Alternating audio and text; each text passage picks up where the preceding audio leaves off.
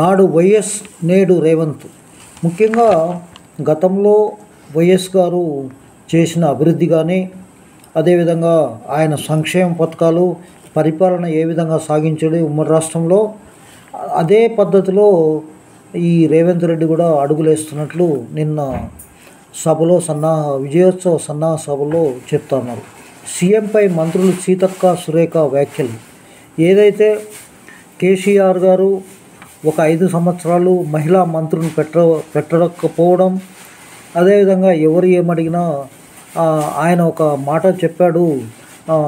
కవిత ఎమ్మెల్యేలు మహిళలకు ఒక పదవి అని చెప్పి అడిగితే ఆయన చెప్పిన అంశం ఏంటంటే, ఇప్పుడు ఉన్న వాళ్ళందరూ కూడా ఆడవాళ్ళ కంటే ఆడవాళ్ళే వీళ్ళు, మగోళ్ళు కాదు, పురుషులు కాదని చెప్పి చెప్పడం. అంటే ఏ పవర్ లేవు, అన్ని పవర్లు నా దగ్గర ఉన్నాయి కాబట్టి వీళ్ళకు పదవులు ఇచ్చినాం, కానీ డమ్మీలుగానే పెట్టినాం. మనం బిజినెస్ రూల్స్ మాట్లాడము, అసెంబ్లీ రూల్స్ మాట్లాడడం, ఎవరు కూడా రూల్ ఆఫ్ లాను అమలు చేయొద్దని చెప్పి ఇండైరెక్ట్గా హుకుం జారం చేసిన వ్యక్తి కేసీఆర్. అదే రాజశేఖర రెడ్డి గారు కానీ, ఇప్పటి రేవంత్ రెడ్డి గారు కానీ ఎవరి పవర్స్ వారికి ఇవ్వడం జరిగింది. అదేవిధంగా అభివృద్ధి దిశగా వెళ్తూ ఉంటే చెదురుమదురు సంఘటనలతోటి బీఆర్ఎస్ తన అస్తిత్వాన్ని, తన స్థిరత్వాన్ని, తమ యొక్క కుట్రలను బయటికి బహిర్గతం చేస్తూ ఉంది బీఆర్ఎస్ కాదు, టీఆర్ఎస్ కూడా. టీఆర్ఎస్ అనేటువంటిది కనుమరుగైపోయింది. ఒకరి మీద ఒకరు దుమ్మెత్తి పోసుకుంటున్నారు.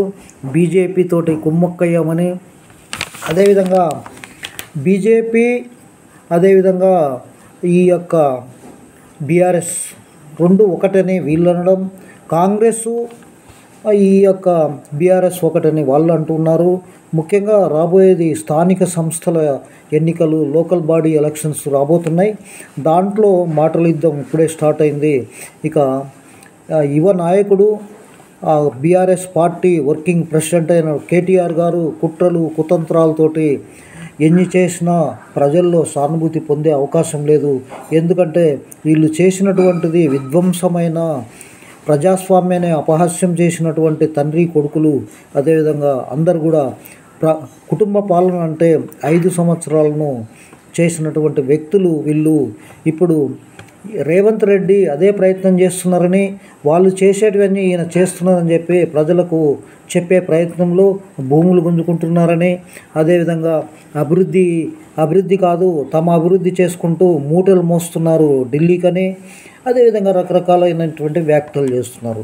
వాళ్ళు ఏ విధంగా పరిపాలన చేస్తారో ఆ లొసుకులు లోట్లు, వాళ్ళు చేసినటువంటి కార్యక్రమాలు, అవినీతి అక్రమాలు, భూములను ఏ విధంగా చేసింది, ఇవన్నీ వాళ్ళకు తెలుసు. కాబట్టి ఈ కాంగ్రెస్ వాళ్ళను, ఇప్పుడు ప్రభుత్వాన్ని మీరు కూడా ఆ పద్ధతిలో చేస్తున్నారని చెప్పి వాళ్ళే బయట పెడతా ఉన్నారు. వాళ్ళు ఏదైతే చెప్తున్నారో గతంలో వాళ్ళు చేసినటువంటివే. ఇక మనం గమనించుకుంటే కలెక్టర్ను చేతిలో పెట్టుకొని, ధరణిని చేతిలో పెట్టుకొని ఎన్నో భూములను కొట్టేసి వేల కోట్ల రూపాయలను సంపాదించినటువంటి వ్యక్తులు వాళ్ళు. కానీ ఇప్పుడు కూడా కాంగ్రెస్ వాళ్ళు ఆ విధంగా చేస్తే ఖచ్చితంగా నిలదీయండి. అంతేగాని వాళ్ళు చేసినటువంటి 6 గ్యారెంటీలు లేదు, ఏ గ్యారెంటీ చేయలేదు అని చెప్పడం కరెక్ట్ కాదు. ఇప్పుడు మన కళ్ళకు కనపరిచేటువంటి బస్సులో ఎక్కితే మహిళలకు ఫ్రీ టికెట్, ఎక్కడైనా సరే వాళ్ళు వెళ్ళడానికి ₹1 లేకపోయినా పుణ్యక్షేత్రాలు మొత్తం స్టేట్ లెవెల్లో తిరగడానికి అవకాశం ఉంది. అదేవిధంగా ముఖ్యంగా మనం గమనించుకుంటే ఇవన్నీ కూడా నిజాలు అనేటువంటిది మనకు అర్థమవుతూ ఉంది. వాళ్ళు చేసే ప్రయత్నంలో బడ్జెట్ సహకరించినప్పటికీ ఏదో ఒక విధంగా వెళ్తూ ఉన్నారు.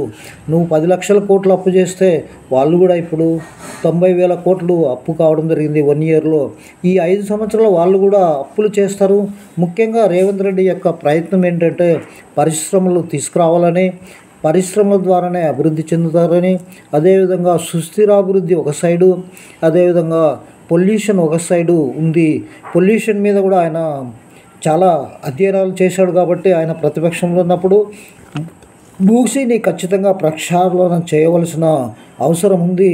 కానీ ప్రపంచ బ్యాంకు రుణానికి పోయేది వీళ్ళు ఒప్పుకోవడం లేదు. ఎందుకంటే వీళ్ళు ప్రపంచ బ్యాంకును వ్యతిరేకించారు కదా. బీఆర్ఎస్ వ్యక్తులు ప్రపంచ బ్యాంకు జీతగాడు అన్నటువంటి చంద్రబాబు నాయుడుని అన్నారు. ఇప్పుడు వాళ్ళు ప్రపంచ బ్యాంకుకు వెళ్లకుండా లోన్లు ఎలా తీసుకున్నారన్నది ప్రజలకు విడమర్చి చెప్పాలని చెప్పి ఈ ప్రభుత్వాన్ని మేము కోరుతా ఉన్నాం. ఎందుకంటే కార్పొరేషన్ పేర్లతోటి అధిక వడ్డీలకు అప్పు తీసుకొని ఆ భారాన్ని అంతా కూడా ఇప్పటి ప్రభుత్వం మీద పడింది. అదే పద్ధతిలో జగన్మోహన్ రెడ్డి గారు కూడా చూశారు.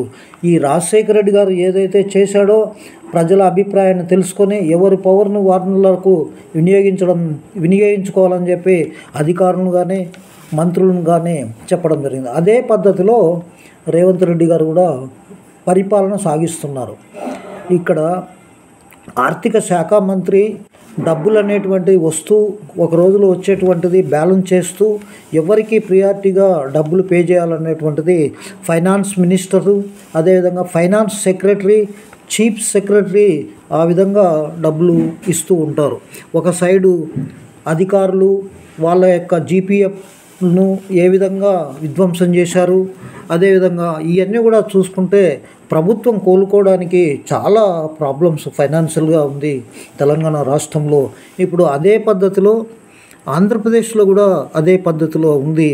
ఇక ముఖ్యంగా వీళ్ళ యొక్క ధైర్యంతో కేంద్రంలో రాబోయేది కాంగ్రెస్ ప్రభుత్వమే నెక్స్ట్ అనే ఉద్దేశంతో వీళ్ళు చెప్పినటువంటి గ్యారెంటీలను అమలు చేసే ప్రయత్నం చేస్తూ ఉన్నారు.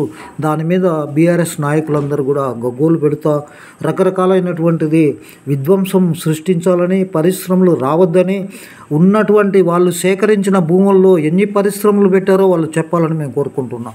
ముఖ్యంగా మహిళా సంక్షేమానికి కట్టుబడి ఉన్నామంటూ బట్టి విక్రమార్క గారు చెప్తున్నారు. మూసీపై ప్రతిపక్షాలు గగ్గోలు కోమటిరెడ్డి గారు చెప్తా ఉన్నారు. మూసీపై ఉన్నటువంటిది ఒక మూసీ నదిలో ఎఫ్లెంట్ వదలడం వల్ల ఆ ఎఫ్లెంట్తో కలిసిపోయి భూగర్భ జలాలకి వెళ్ళి పంటలు సరిగా పండకపోవడం, పండించిన పంటలను జనాలు తింటే వరి కానీ కూరగాయలు కానీ జబ్బులు వచ్చేది వాస్తవం. అవి ఎంతోమంది సర్వేలు చేసి టెస్ట్ చేసి చెప్పారు. అప్పుడు ప్రభుత్వం సుప్రీంకోర్టు కూడా వెళ్ళడం జరిగింది. కొంతమంది ఈ విధంగా జరుగుతున్నాయని చెప్తే అక్కడ కేంద్రాన్ని రాష్ట్రాన్ని బాధ్యులుగా చేస్తూ ఈ యొక్క ఎఫ్లెంట్ను ట్రీట్ చేసి వదలాలి, వితౌట్ ట్రీట్ వదలకూడదని చెప్పడం జరిగింది. అప్పుడు పారిశ్రామికవేత్త యజమానులు చాలా తక్కువ 5 కోట్లు 10 కోట్లు ఉన్న పారిశ్రామికవేత్తలందరూ మేము ఎఫ్లెంట్ ప్లాంట్ను పెట్టుకోలేము అని చెప్పి వాళ్ళు చెప్పడం, వాళ్ళ అసోసియేషన్స్ ప్రభుత్వానికే కేంద్ర ప్రభుత్వము డైరెక్షన్ ఇచ్చింది. ఆ డైరెక్షన్ ప్రకారం ఇవన్నీ గమనించినటువంటి రేవంత్ రెడ్డి గారు మూసీ నదిని ప్రక్షాళన చేస్తూ అదేవిధంగా ఎఫ్లెంట్ను ఏదైతే ఉందో ఎస్టీపీలు కానీ ఈటీపీలు కానీ పూర్తి స్థాయిలో లేవని గమనించడం, ఎస్టీపీలు రన్నింగ్లో లేవు సరిగా, అదేవిధంగా కొత్తవి డబ్బులు కేటాయించారు పూర్తి కాలేదు, అవి పూర్తి చేసే ప్రయత్నంలో ఈ ప్రభుత్వం ఉంది. అదేవిధంగా వరంగల్ అభివృద్ధి సీఎం లక్ష్యం అంటూ పొంగులేటి చెప్తున్నారు. వరంగల్లో ఉన్నటువంటి సమస్యలను మీరందరూ గమనించారు. అక్కడ అండర్ డ్రైనేజీ రకరకాలైనటువంటి విషయాల మీద కూడా దృష్టి పెట్టారు. ఎందుకంటే స్థానిక సంస్థల ఎన్నికలు రాబోతున్నాయి కాబట్టి దాన్ని దృష్టిలో పెట్టుకొని ఈ ప్రభుత్వం ముందుకెళ్తోంది. అదేవిధంగా గత 10 ఏళ్లలో ప్రగతి శూన్యం అంటూ జూపల్లి చెప్తున్నారు. జూపల్లి గారు గతంలో బీఆర్ఎస్లో మంత్రిగా ఉన్నాడు. అయినా ఆయనకు మర్యాద లేదని చెప్పేసి బయటికి రావడం, ఇప్పుడు కాంగ్రెస్లో చేరి ఆయన మంత్రి కావడం జరిగింది. మాట నిలబెట్టుకుంటున్నాం దుద్దిల్లా పొన్నం. అందరు కూడా మినిస్టర్లు ఎవరైతే ఉన్నారో వీళ్ళందరూ క్వాలిఫైడ్ పర్సన్సే, అన్క్వాలిఫైడ్ ఎవరు లేరు. ఎర్రవల్లి దయాకర్ లాగా ఏ మంత్రి కూడా లేడు. అందరూ కూడా మంచి ఎడ్యుకేటర్సు. అదేవిధంగా వీళ్ళందరూ కూడా సమన్వయంతో పని చేస్తూ ఉన్నారు.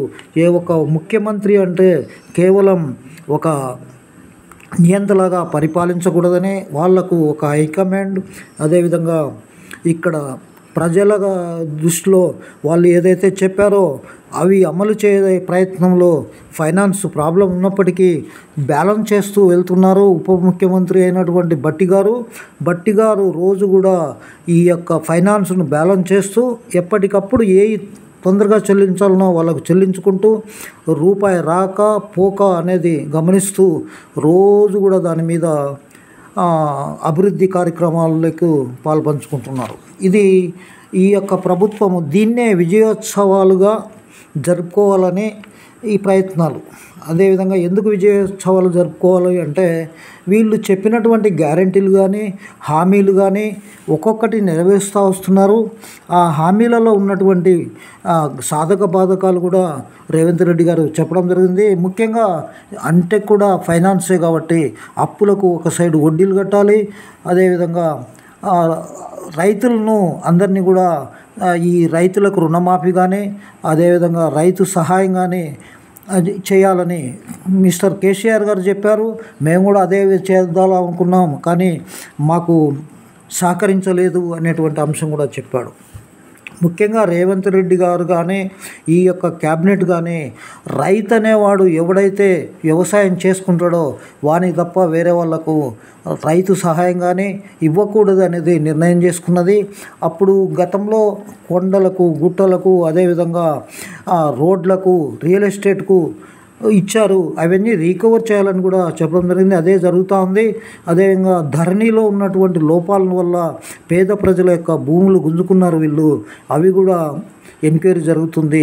ఆ కమిటీకి కోదండరెడ్డి గారు అధ్యక్షత ఉంటూ ధరణిలో ఉన్నటువంటి లోటుపాట్లన్నీ తీసి భూమాత అనేటువంటి పోర్టల్ను కూడా తీసుకురన్నారు. ఇవన్నీ కూడా విజయోత్సవాల్లో చెప్పుకుంటూ ఆ విధ్వంసం చేసినటువంటి దాంట్ల మీద మేము ఈ విధంగా చేస్తున్నాం.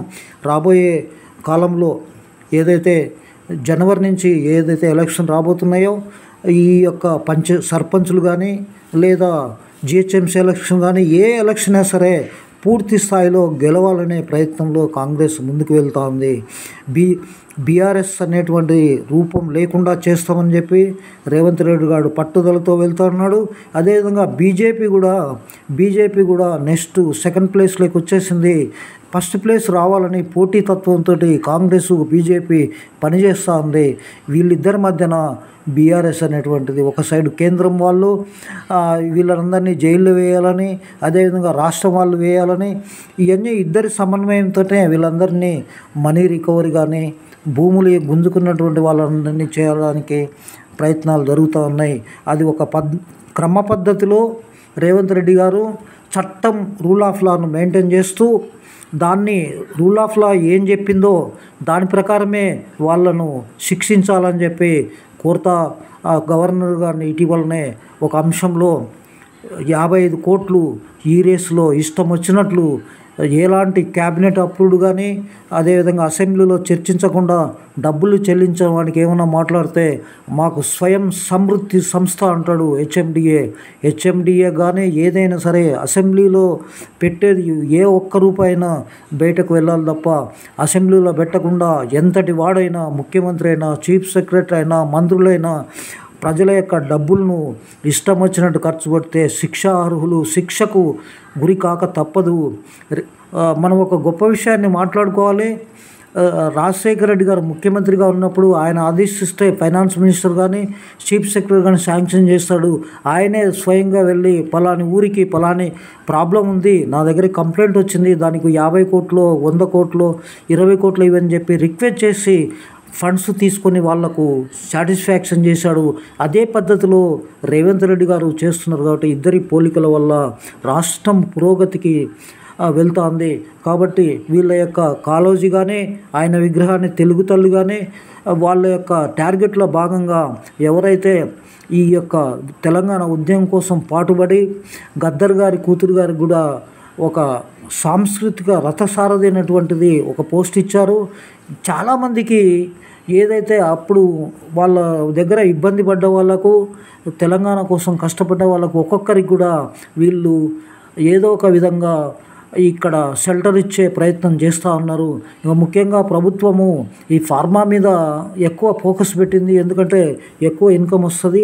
బీఆర్ఎస్ కానీ దేశ సేవకులు కానీ రాష్ట్ర సేవకులు కానీ చెప్పేటువంటి అంశం ఏంటంటే ముచ్చర్లు అనేటువంటి ఫార్మాలో ఇప్పటి వరకు ఏమీ రాలేదు, అవి మీరు దాంట్లో మంచి ఏదో చేయాలి, ఊరూరా మండలానికి జిల్లాకు ఒక ఫార్మా ఒక ఇవన్నీ చేయాలనే ప్రయత్నంలో కొంత ఒకే దగ్గర ఉంటే నేను చెప్పినటువంటి అంశంలో ETP plant common ETP plant వీళ్ళు పెట్టుకోవడానికి అవకాశం ఉంటుంది. అలా లేనట్లయితే మళ్ళీ అక్కడ కూడా ప్రాబ్లం వస్తుంది. 14 కిలోమీటర్ల నుంచి 25 కిలోమీటర్లకు ఎఫెక్ట్ పడుతుంది.